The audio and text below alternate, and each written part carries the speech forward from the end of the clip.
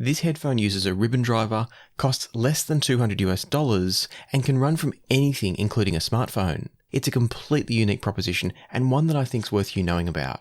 You might have noticed as we kicked off the video this massive box behind me, and that huge box there is the box that the $199 Sineaptic SE-1 comes in, so that kind of doesn't make sense, and I'm going to come back around and explain what that's all about at the end of the video. But before we get to that, I want to start off with a really quick introduction of the key features and functions of this one, and then dive straight into sound quality before we come back around to things like build quality, the general design and the detailed design of the SE-1, and then also the accessories and why this box is so big. As I said in the opening, the SE-1 from Sineaptic is a ribbon-based headphone. That means it's not using a planar magnetic driver or a dynamic driver, it is a ribbon-based headphone. And normally, that would mean you need some sort of extra adapter box or a very specific amplifier to drive the ribbons inside these headphones. But in the case of the SE-1, that's not needed because they've got their own amplification built in. So all you need to do is feed them either a wireless signal or a wired signal and you're ready to go. I'll break down the specifics of the Bluetooth and the DAC and the amp in there. I'll do all of that at the end for you. But all you need to know for now is that they're a wired or wireless solution. They therefore have Bluetooth as their wireless connection. It is only unfortunately SBC or AAC, but as I'll talk about, that's maybe not a bad thing for these. And for those that care about this, that it's kind of a decision point, it will connect to two devices at once, so your phone and your laptop, for instance. So if you want to know more about the specifications, the design, the comfort, the features, we will come to that at the end. But for now, let me tell you what these sound like. And how I'd kick things off is to say that generally in isolation, these sound quite natural. They have a tonality that's not overly coloured. There is a little bit of emphasis in the upper registers, the higher treble, that does tend to emphasise certain sounds in the mix. But it's not in such a way that you really notice it unless you're doing comparisons with other headphones. And this is where what I mentioned before comes into play, which is, I think these have been tuned specifically for Bluetooth. When you're using the Bluetooth with the SE-1 and it's using the SBC or the AAC codecs, which are not a high resolution codec, when you're using those, what you'll find is that some of the treble emphasis is actually pulled back a bit. I think something to do with the compression that's used with SBC or AAC codecs in Bluetooth means that you get a slightly smoother presentation of the treble. And so some of the emphasis, some of the extra texture and energy that you get in sounds like cymbals and snares, that goes away when they're used wireless. It is a bit more prominent when using them wired, but that will also depend on your source and how neutral, how warm, how smooth, etc. the source is. The good news is that despite that treble emphasis, the mid-range and the vocals from the SE-1 are well focused. They've got a good sense of body and presence. There's probably a slight leaning towards texture over richness in vocals, but it's not off balance.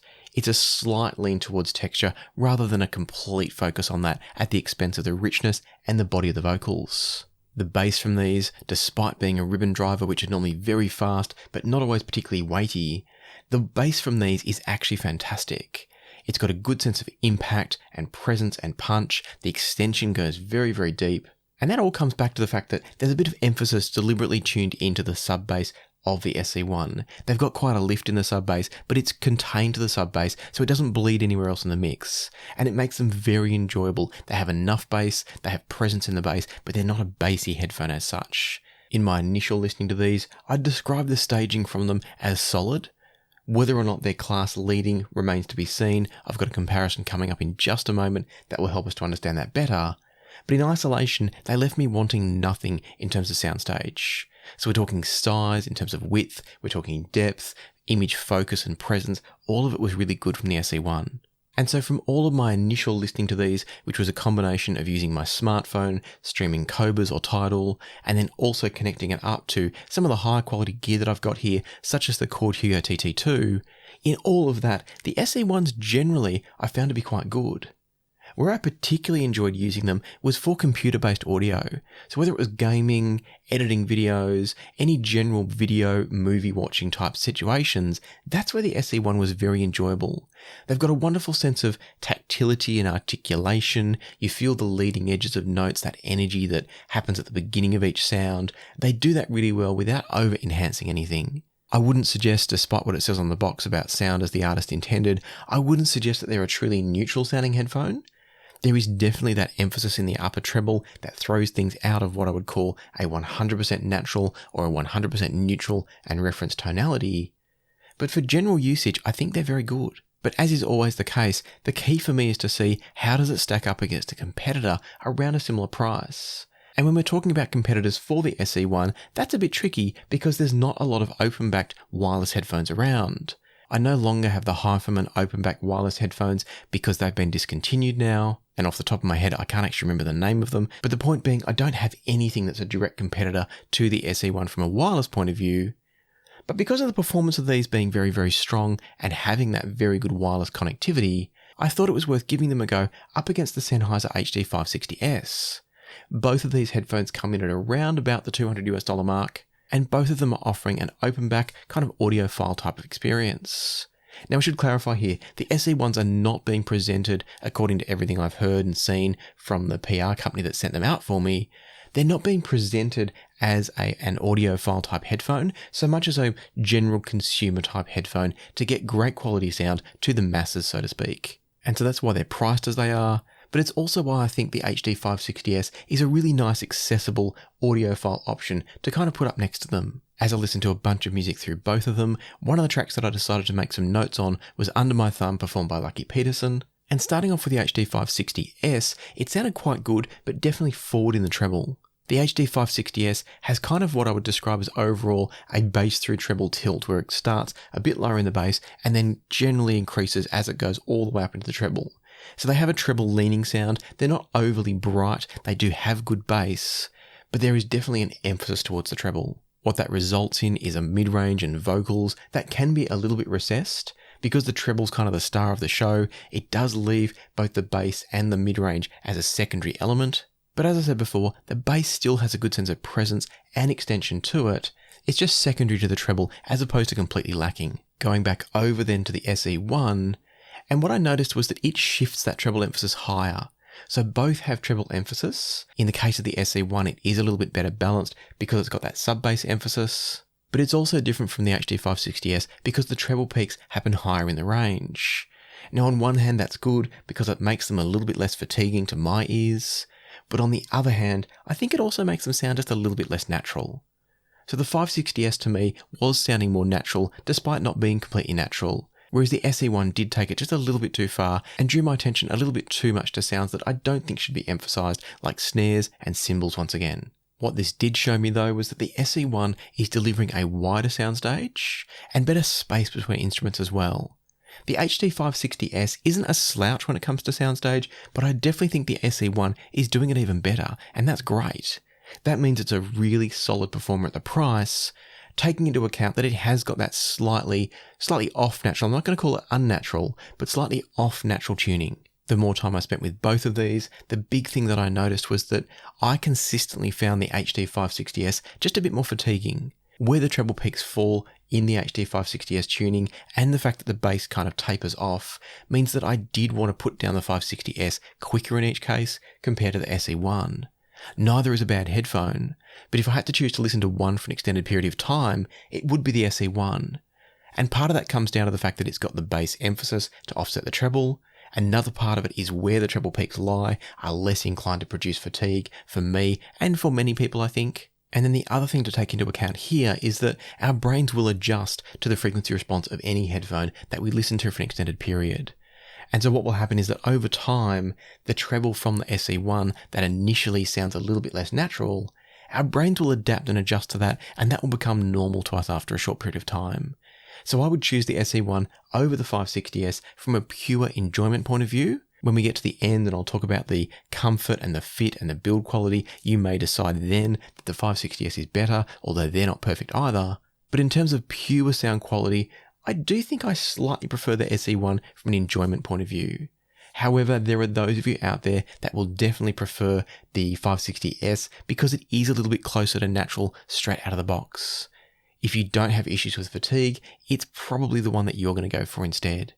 And that is something that you have to decide for yourself. And I think more than deciding on sound quality, because both are really solid, I think it probably is going to come down to whether or not you need the features and functions of the SE-1, or if you're only ever going to use it as a wired headphone, that's where you might come back to the 560S. The final point that I'll say before I wrap up this sound comparison piece is that in my testing, I tried the SE-1 both wired and wireless up against the HD560S always wired. When they were wired, I was driving both from the Chord Hugo TT2, which is a very neutral, very clean sounding output.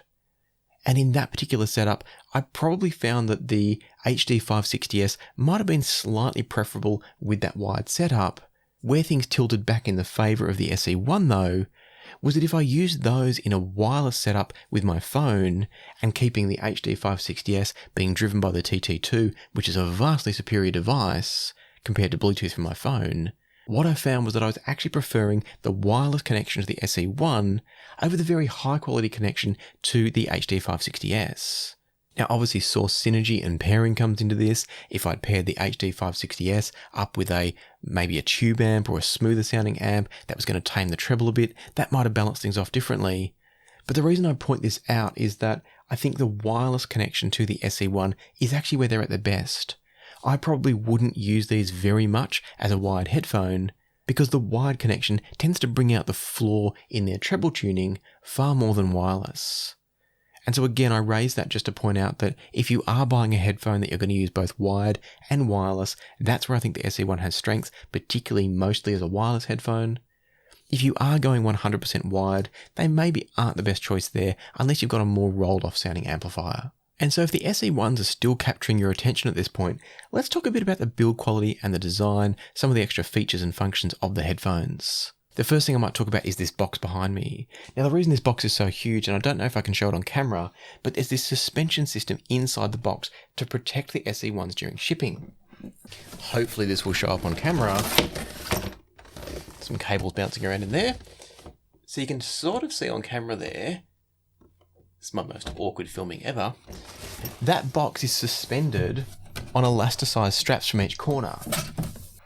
Now that's great because you've got yourself a carry case, a hard or semi-hard case for the SE-1s. But there's a couple of issues I have with this packaging. The first is it's taking up a lot of space in shipping, which is not great for the environment. That means less boxes per load that's being delivered. That means more emissions, more fuel costs, etc. So I'm not a huge fan of the packaging from an environmental point of view. But if we also put that aside for a moment, the other thing that concerns me is that if these headphones need that much protection in shipping, what does that mean when you're just carrying them around in your bag? What does that mean if you're taking them on a bus and they're bouncing up and down in your bag on a bus or on your head? What does it mean if you drop them one day? I have actually dropped this pair accidentally and they're still fine, by the way, but it just makes me wonder if they need that much protection in shipping, are they going to be durable in the long term?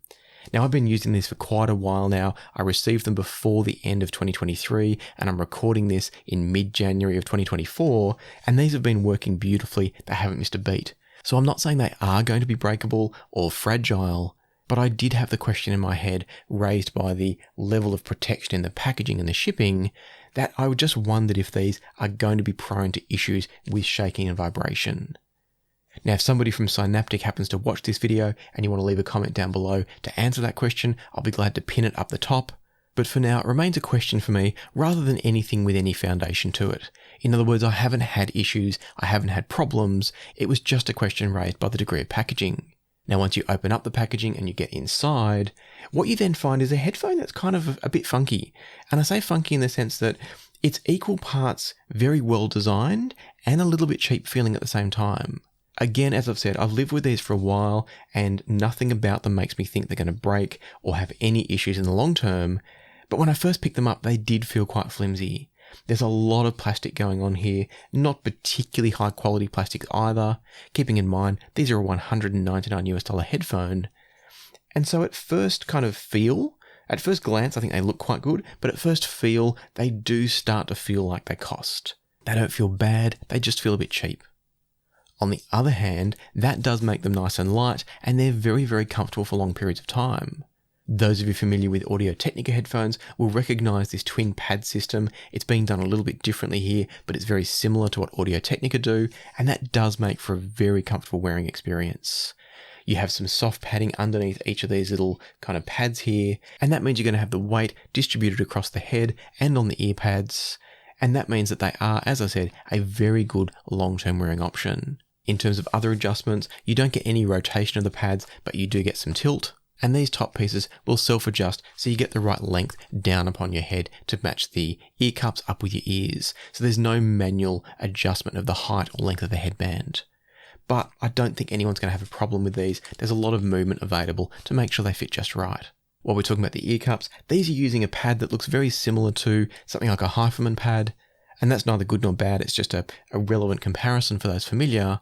And the reason I say that is they're using an internal fabric that touches where the skin is, and then on the outside, something that appears to be a fake leather. But the key thing is, again, very comfortable. By having the fabric against the skin, they don't sweat, they don't get hot or clammy. They're just a really nice, comfortable headphone for a budget offering, or indeed for any price point. If we continue looking at the cups here, what we've then got is obviously open grills on the back to allow air movement from the ribbon drivers in there, and we'll come back to the ribbon drivers in a moment. And then on the, which one's that? The right cup, there are no connections, no buttons. On the left cup, we've got very basic connectivity. We've got a charging port to give them power, obviously. These need power. They're always running on battery, whether you're using them wireless or not, because they rely on the internal amplification to drive the ribbons. We've then got our power button, which is also a mode button, so that will switch between wireless and wired mode. It also allows you to do things like start and stop playback. We've then got the microphone port and a little indicator light, the volume controls there, which will also double as your skip forwards and skip backwards controls. This, by the way, I should backtrack for a second. This will work with the assistants on your phone, so you can use the power button to activate Siri, Google, Alexa, etc. And then finally, we've got a 3.5mm socket there to take the connection with the cable should you want to use these in wired mode. So that's just a 3.5 to 3.5mm cable. It is very long. It's also quite a cheap feeling cable, so I have some minor durability concerns there, because if it is a long cable, it's likely to get pulled on things, rolled over by chairs, and it is quite thin. Again, I've had no issues. This is just one of those things I look at and I wonder how it's going to stand up in the long term. The good news is getting a 3.5 to 3.5mm cable is very easy and very cheap should you need to replace it. And so that's the general features and functions. A couple of things that's worth talking about is how this works in wired mode.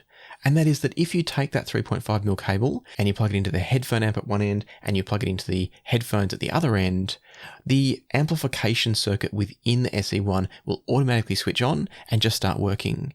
So you don't need to fiddle around with the headphone and do anything. They've made it very, very easy there. One thing that is worth noting is that the moment the 3.5mm is plugged into the headphones, the amplification becomes active. And that means that if you do plug in the 3.5mm at the amplifier end second, you may hear some cracks and pops as the jack makes contact with the various contacts within your headphone amplifier.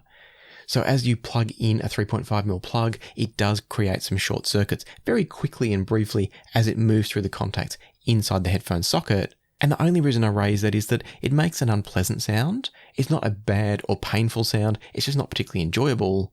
And so my recommendation would be to generally plug in at the headphone amp first and then plug in the headphone second. As I said, it's not a big deal, it's just a little recommendation to make things more comfortable. Now, many of you will be wondering what the call quality is like here, and I'd have to say the microphone was very disappointing in my tests. These are not a headphone that I would want to use as a video conferencing tool or even generally a phone conversation tool. I found it quite muffled. Even in my quiet office here, the sound quality wasn't particularly good. Intelligibility was low for me using these to take a call or, in my case, to do a voice memo.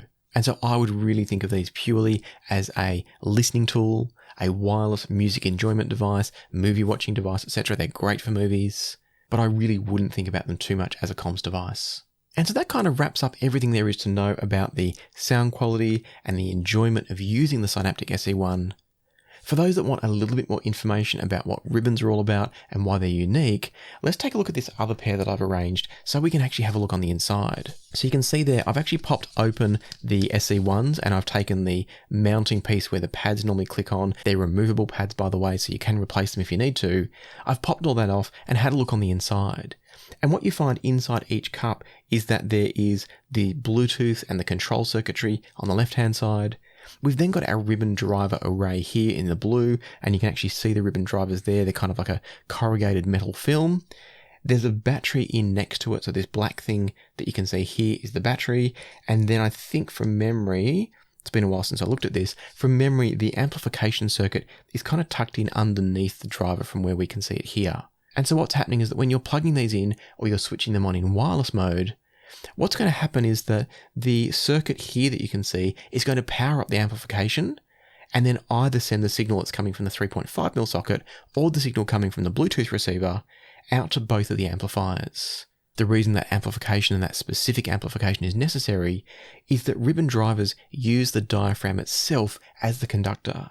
And so they have very, very low impedance that will actually short circuit most traditional headphone amplifiers. And so that's why you can't just take these and plug them into a normal amplifier without having power provided, because you need that power to drive the very special amplifiers needed to make the ribbons work. And so what's really cool to see is they've got dedicated amplification on each side. That means that we've got discrete left and right channels being amplified here, and it's resulting in some really nice quality sound. So I thought I'd show you that just for curiosity's sake. Now I do have a video planned coming up soon where I'm going to look at what it takes to blow up speaker drivers, what causes it, and what happens when that does occur. And I'm thinking this pair might sadly get blown up as part of that. So if you want to see the footage and hear me talk about what kills a speaker driver in a headphone, so I've got a dynamic driver headphone on hand, I've also got the ribbon, I'll see if I can find a planar magnetic somewhere. If you want to see that one and see a couple of headphone drivers actually kind of go up in smoke, then make sure you hit the subscribe button and ring the notification bell. For now though, I'm going to bring this one to a close by saying that I'm impressed with the SE-1. I think it's got some room for improvement if Sineaptic produce some future models. I'd like to see the build quality feel a little bit better from a tactile point of view. I think comfort is excellent. I think weight is fantastic. I just think the look and the feel could be improved just ever so slightly. On the other hand, I think the functionality is great, and my only other complaint would be the microphone quality. I think it's very, very poor in this day and age compared to what I know is out there elsewhere. At least on my setup with the Galaxy S23 Ultra. Beyond that though, as a music listening, multimedia, generally enjoyment listening device, I think in wireless mode, these are absolutely fantastic. It's not often that I get a device like this that doesn't have the high resolution Bluetooth codecs and still thoroughly enjoy it, but the SE-1 is one of those cases. So if you're intrigued by this as I was and you like the sound of what I've described here, I'll put links down below. There's no affiliation here. It's just a great headphone that I think is unique and deserves to be supported for some innovation and some new approaches. And so I want to say thanks to Sineaptic for sending this out for review. It's been a really interesting experience and I hope to see more from them in the future. I also hope that you found this video useful, helpful and informative. And if you have, please hit the like button and subscribe and ring the notification bell if you haven't already. But for now, let me leave it to the music. So happy listening and I'll see you here next time on Passion for Sound.